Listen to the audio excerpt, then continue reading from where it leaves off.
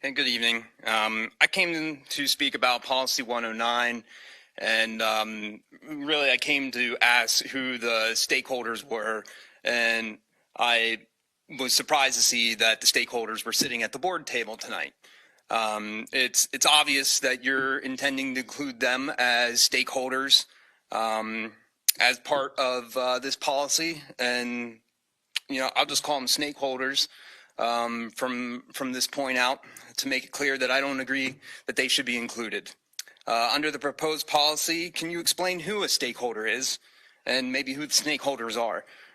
This word is used, but it's not defined. It doesn't mean that the ILC will now be a stakeholder of the district.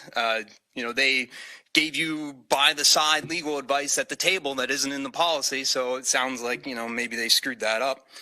Are there plans to use this policy in the future, in a future amicus brief for their future legal arguments? I mean, you've done that already. Several of you at the table have listed in the briefs in other legal arguments that go up to the Supreme Court.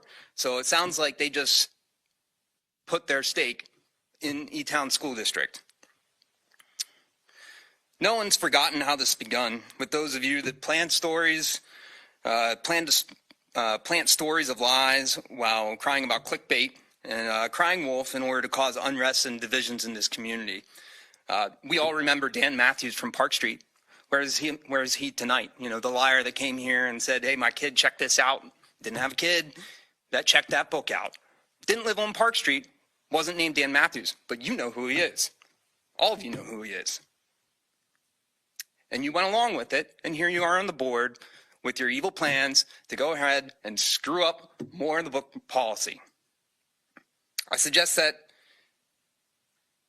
this policy revision is a waste, and it saddens many of us to see that the board is set on continuation of culture wars and exciting further divisions in this community.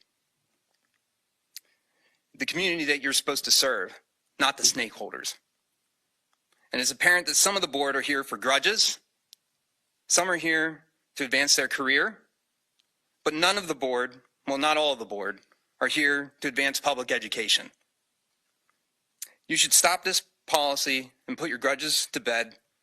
And lastly, if you do choose to bring your lobbyists or the stakeholders to sit with the table here with you again, you should update their agreement with the district, as they were giving you legal advice on a policy that's outside their memorandum of agreement, the book ban, right there at the table, working outside of their agreement with the district.